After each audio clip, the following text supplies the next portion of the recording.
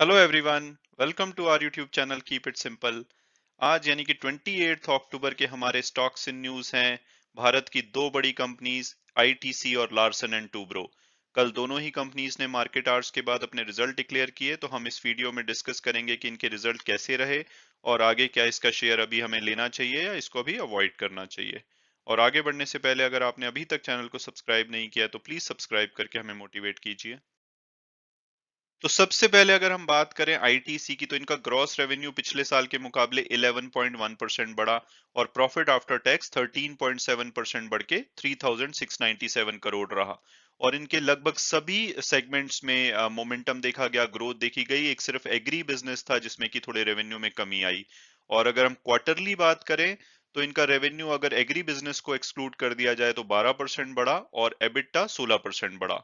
और अगर बात की जाए कि भाई इनके रिजल्ट मार्केट एक्सपेक्टेशन के अकॉर्डिंग कैसे रहे, तो मार्केट एक्सपर्ट ये मान रहे थे कि रेवेन्यू इनका 10 से 14% के बीच में बढ़ सकता है, जो कि 11.1% बढ़ा, तो हम बोल सकते हैं कि एज पर मार्केट एक्सपेक्टेशन रहा।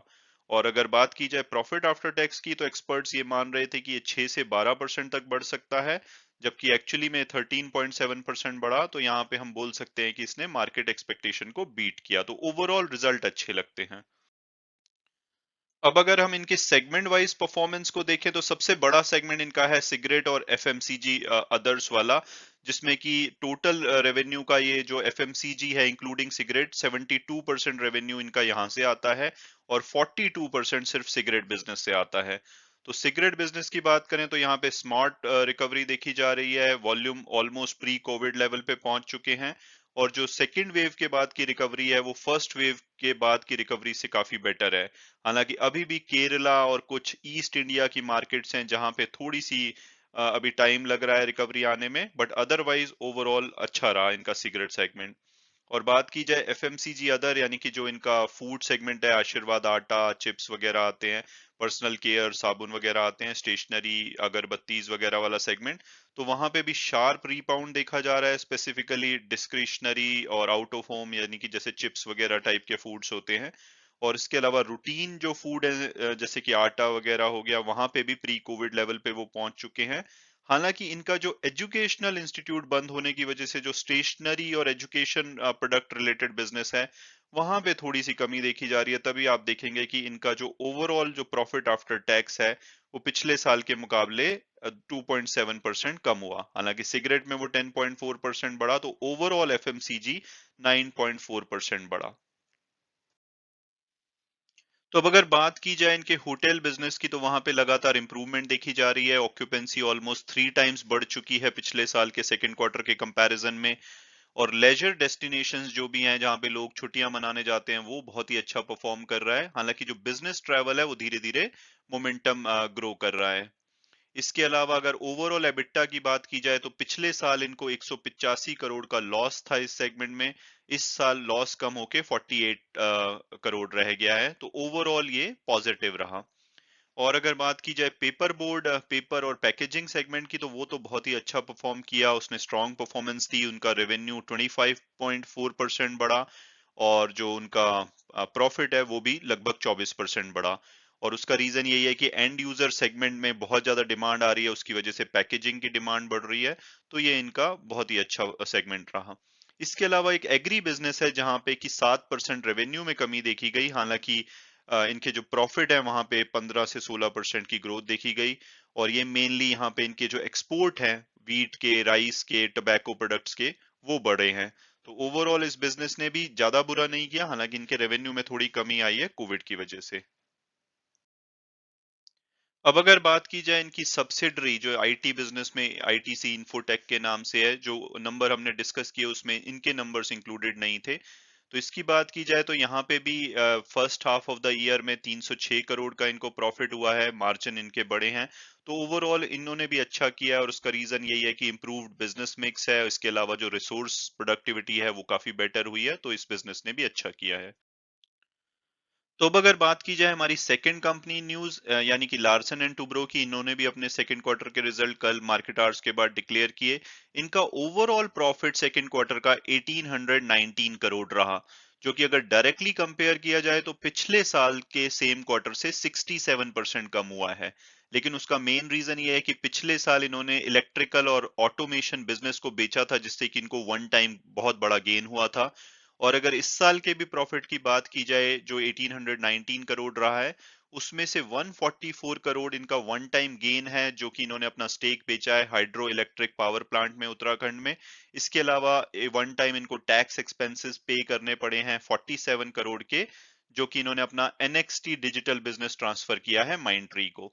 तो अगर हम सभी एक्सेप्शनल आइटम को हटा के अगर इनका प्रॉफिट देखें तो वो 1723 करोड़ रहा, जो कि पिछले साल के मुकाबले 56% बढ़ा और पिछले क्वार्टर के मुकाबले 47%। तो ओवरऑल अगर हम इनका ऑपरेशनल प्रॉफिट देखें तो काफी अच्छा रहा। इसके अलावा अगर सेगमेंट वाइज देखा जाए तो इनके आप सेगमेंट की जो परफॉर्मेंस है यहाँ पे देख सकते हैं। बहुत बढ़िया किया इनके IT and technology services segment ने, वहां पे इनका 787 करोड़ का कंट्रीब्यूशन रहा ओवरऑल प्रॉफिट में। इसके अलावा इनका जो प्रोजेक्ट एंड मैन्युफैक्चरिंग पोर्टफोलियो है, वहां पे भी काफी अच्छी प्रोग्रेस देखी जा रही है, वहां से भी इनका एक बड़ा चंक प्रॉफिट से आया। और अगर रेवेन्यू की बात की जाए तो इनका रेवेन्यू 12% बढ़ा पिछले साल के मुकाबले में, और उसमें मेनली इंटरनेशनल सेल्स कंट्रीब्यूट कर रही हैं 35% के आसपास। इसके अलावा एल&टी ने 42,140 करोड़ के इनको ऑर्डर मिले हैं इस क्वार्टर में, जो कि 50% बेटर हैं पिछले साल के कंपैरिजन में। तो ओवरऑल इनके रिजल्ट भी कहे जा सकते हैं कि बेटर देन एक्सपेक्टेशन रहे, अच्छे रहे।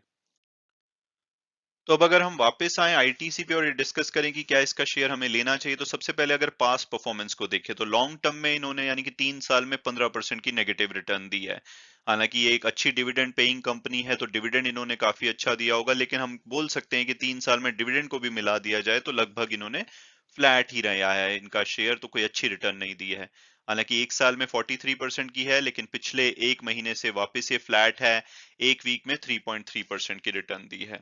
और अगर ब्रोकरेज हाउस रिपोर्ट्स को देखें तो सितंबर में शेर खान की एक रिपोर्ट आई थी, उनके हिसाब से इनका टारगेट प्राइस 280 बताया गया था।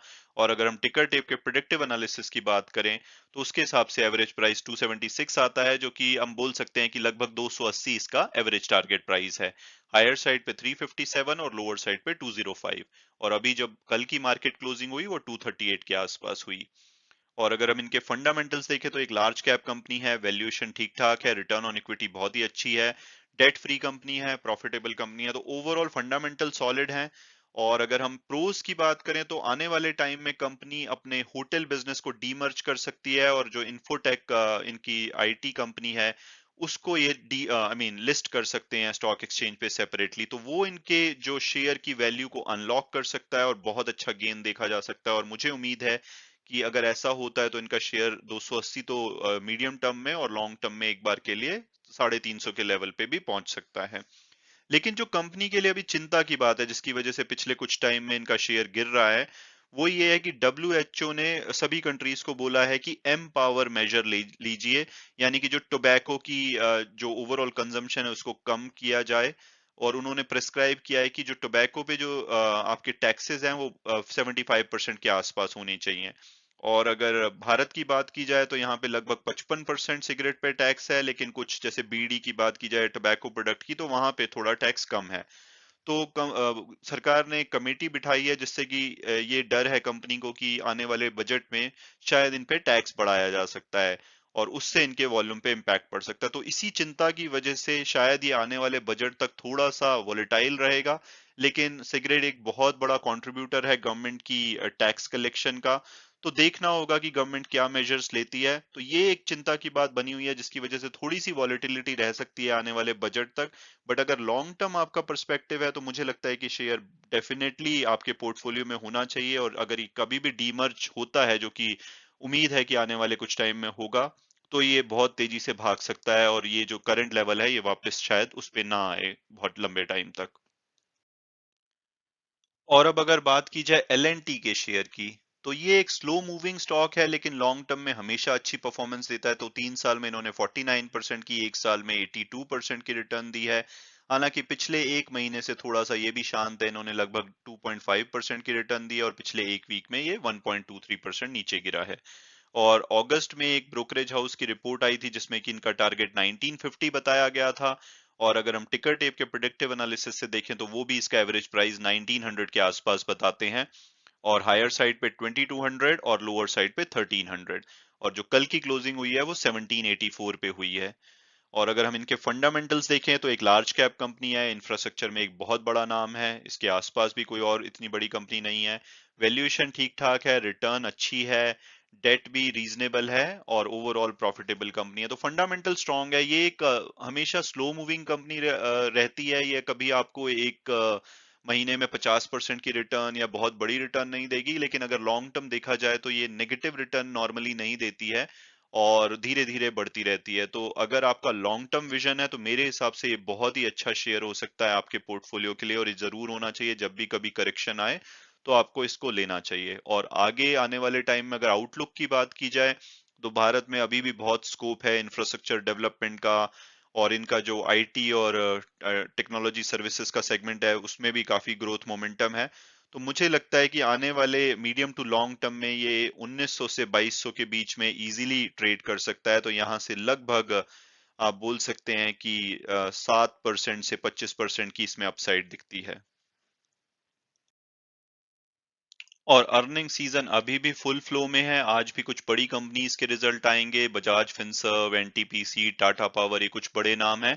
बाकी आप पूरी लिस्ट यहाँ पे देख सकते हैं।